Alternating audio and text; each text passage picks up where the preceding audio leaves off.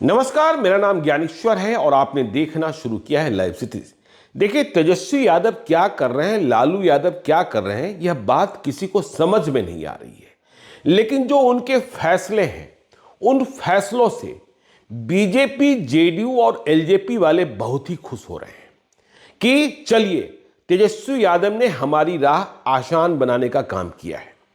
देखिए, जैसे ही बीमा भारती को आरजेडी में शामिल कराया गया, पप्पू यादव की दावेदारी पर ग्रहण लगाया गया, तो जेडीयू वाले प्रसन्न हो गए कि पूर्णिया में अब हमारी जीत को कौन रोक सकता है।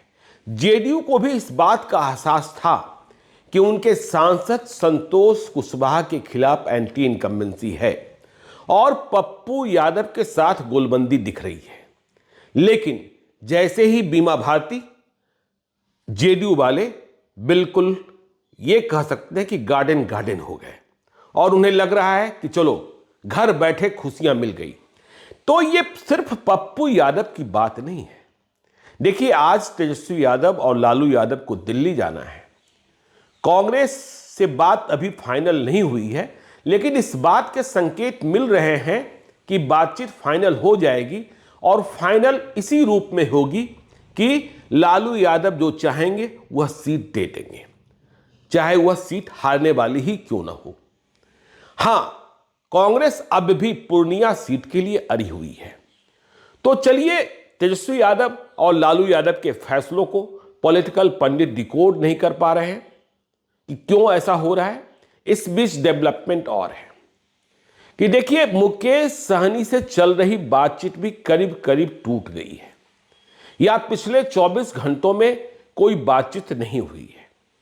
देखिए, मुकेश सहनी ये चाहते थे कि इंडिया गठबंधन के साथ मिलकर एनडीए को बिहार में कड़ी चुनौती दी जाए, मुकाबला किया जाए, लड़ा जाए। मुकेश सहनी बिहार में निषाद के सबसे बड़े नेता हैं, इसमें भी कोई शक शुबा नहीं है। उपचुनावों में उन्होंने अपनी ताकत दिखाई है। तो मुकेश सहनी से बातचीत शुरू हुई, बातचीत आगे तक बढ़ी, सीटों पर बातचीत हुई, संख्या पर बातचीत हुई, सीटों को चिन्हित करने का काम भी किया गया।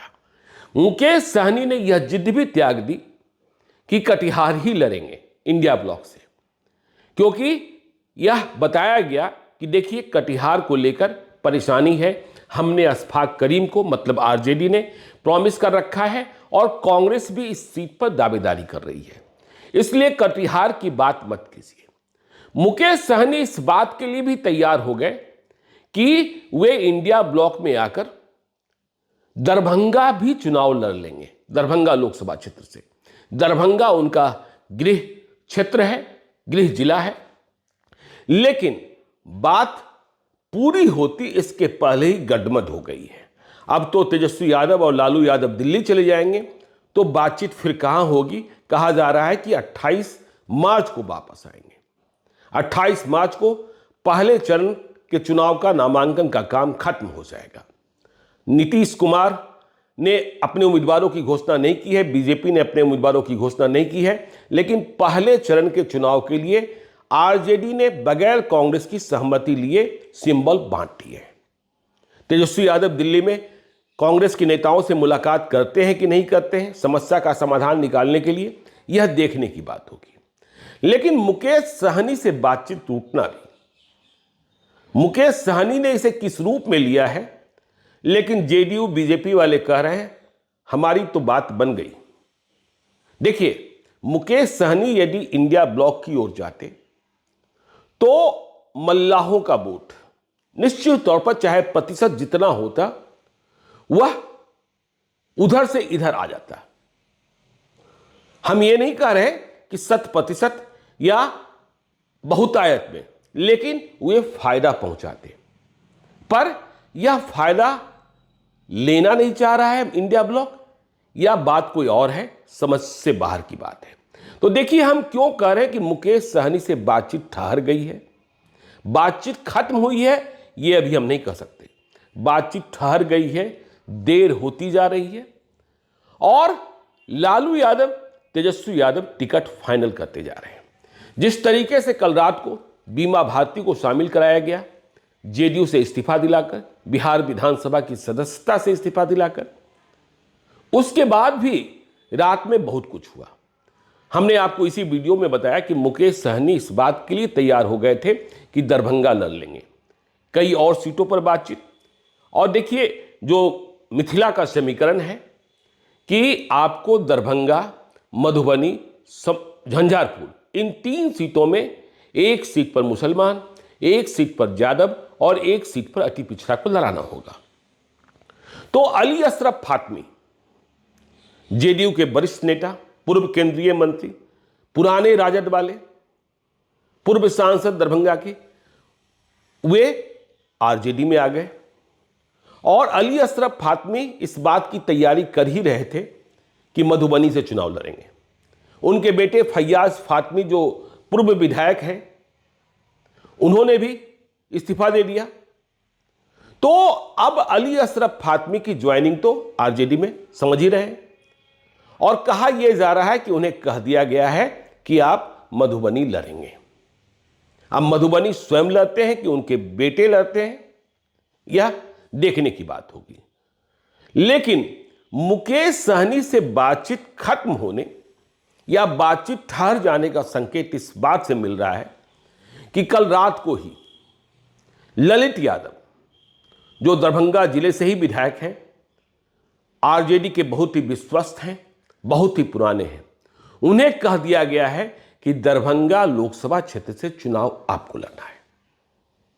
तो ललित यादव, देखिए, हमने आपको पहले बताया था कि कांग्रेस ब्राह्मण को लड़ाने के लिए एक सीट चाहती थी। लालू यादव, तेजस्वी यादव और कांग्रेस की बातचीत में दरभंगा का जिक्र हुआ था, लेकिन दरभंगा में कांग्रेस के पास उम्मीदवार नहीं, और जो सबसे मजबूत उम्मीदवार हैं मदन मोहन झा, उन्होंने चुनाव लड़ने से मना कर दिया है। तो मदन मोहन झा नहीं लड़ रहे। ललित यादव, जो आरजेडी के विधायक हैं, महागठबंधन की सरकार में मंत्री हैं, वे पिछले कई विधानसभा चुनाव लगातार जीतते आ रहे हैं। तो ललित यादव को कह देना कि आप दरभंगा से लड़िए और मुकेश सहनी से बातचीत ठहर जाना, इस बात का संकेतक है कि इंडिया ब्लॉक मजबूत नहीं हो रहा है। इंडिया ब्लॉक में खींचतान ऐसी है, बिहार की सबसे बड़ी पार्टी आरजेडी और इंडिया ब्लॉक में देश की सबसे बड़ी पार्टी कांग्रेस, दोनों के बीच लड़ाई नहीं, महालड़ाई है। दोनों एक दूसरे को समझने और मानने को तैयार नहीं है। लालू यादव इस रणनीति पर काम कर रहे हैं कि लोकसभा चुनाव में जो होना है वो होना है, यह चुनाव दिल्ली का है, लेकिन हमारी प्राथमिकता, आगे की प्राथमिकता बिहार विधानसभा चुनाव है। यदि हमने इस वक्त सहयोगियों को अधिक लोकसभा सीटें दे दी तो वे इसे ही आधार बनाकर बिहार विधानसभा के चुनाव में 1 लोकसभा के बदले 6 विधानसभा सीटों की मांग करेंगे। और लालू यादव ने किसी को कहा भी कि हम विधानसभा चुनाव में आरजेडी 180 सीटों से कम पर नहीं लड़ेगा। तो देखिए क्या होगा, अंजाम क्या होगा। पूर्णिया की सीट स्वाभाविक तौर पर इस संघर्ष, आपसी संघर्ष में जेडीयू को फायदे में मिलती दिख रही है। देखिए, सिवान में बात बनी नहीं, औरंगाबाद में कांग्रेस से लड़ाई हो गई कि आरजेडी के पास उम्मीदवार नहीं था, बावजूद इसके कांग्रेस से बातचीत नहीं की गई और बातचीत के पहले ही जेडीयू के एक नेता को, जेडीयू के एक पूर्व विधायक को कांग्रेस से इंपोर्ट किया गया और औरंगाबाद में उम्मीदवार बना दिया गया। तो कोई नहीं समझ पा रहा है कि आखिर क्यों। और 2024 की लड़ाई इतनी आसान लड़ाई नहीं है। अब नीतीश कुमार भी एनडीए के साथ हैं और आप समझते ही हैं कि वो भाजपा, वो अमित शाह, वो नरेंद्र मोदी जो कह रहे थे कि नीतीश कुमार के लिए कोई दरवाजा नहीं खुला है, कोई खिड़की नहीं खुला है, सुन लीजिए नीतीश बाबू। लेकिन जब बिहार की स्थितियों और परिस्थितियों को समझा गया, अति पिछड़े वोट की रणनीति को समझा गया, तो बीजेपी किस तरीके से नीतीश कुमार के सामने झुकी। नीतीश कुमार को एनडीए सरकार का मुख्यमंत्री बनाया, जबकि विरोध में कई लोग थे। और जब सीटों के बंटवारे की बात आई, सीटों की संख्या की बात आई, तो नीतीश कुमार ने जो चाहा वो उन्हें प्राप्त हो गया। 16 सीटें उन्होंने जीती थी, 16 सीटें फिर से मिल गई। ठीक है, इसमें किशनगंज भी शामिल कर लिया गया, जहां 2019 में हारे थे। और नीतीश कुमार अपनी आजादी से, अपने फैसलों से उम्मीदवार तय कर रहे हैं। बीजेपी की कोई दखलंदाजी नहीं है, क्योंकि बीजेपी हम मानती है कि जब नीतीश कुमार हमारे साथ बिहार में है, जब चिराग पासवान हमारे साथ बिहार में है, तो विपक्ष के पास कोई वोट बचता ही नहीं है। लेकिन 15 दिनों पहले तक यह बात लग रही थी, जिस रास्ते पर लालू यादव और तेजस्वी यादव चल रहे थे, कि बीजेपी जो यह मानती है कि बिहार में 40 में 40 सीटें जीत लेंगे, वह इतना आसान नहीं होगा। बहुत तगड़ा संघर्ष होगा, क्योंकि तैयारी दिख रही थी। यह दिख रहा था कि एक के खिलाफ एक ही उम्मीदवार होगा। लेकिन यहां तो आपस में ही इतनी लड़ाई हो गई है और इतने गुट बन गए हैं, इतने उम्मीदवार बन गए हैं, और बगैर सहमति, बगैर रजामंदी, बगैर बातचीत के फैसले हो रहे हैं। साथ लेने की कोशिश नहीं, छोड़ने की कोशिश की जा रही है। तो फिर लड़ाई कैसी होगी, इसे समझना होगा। चुनाव बिल्कुल सामने है। पहले चरण के लिए नामांकन की प्रक्रिया चल रही है, और न सीट शेयरिंग, न सीटों की संख्या, केवल आरजेडी उम्मीदवारों को तय कर रहा है। कांग्रेस को पता ही नहीं है कि हमें उम्मीदवार कहां देना है और कहां नहीं देना है। जिस पप्पू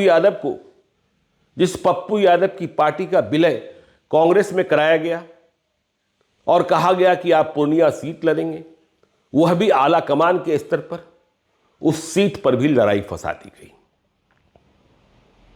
बीमा भारती, पप्पू यादव, पूर्णिया के लोग बता देंगे कि इनमें ताकतवर कौन है, कौन जेडीयू से लड़ सकता था।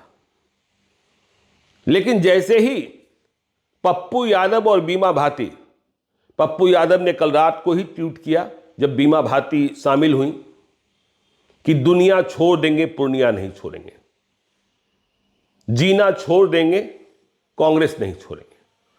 तो ये लड़ाई कहां तक जा रही है, और समय बिल्कुल नहीं बचा है। मुकेश सहनी को भी साथ नहीं लेना, यह किस रणनीति का हिस्सा है?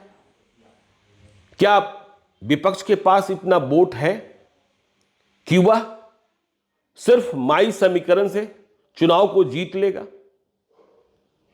कुशवाहा राजनीति को साधने की कोशिश की जा रही है। कुशवाहा टैक्टिकल वोटिंग के लिए जाने जाते हैं, लेकिन कुशवाहा यह भी समझ रहे हैं कि आरजेडी को वोट देकर हमें प्राप्त क्या होना है।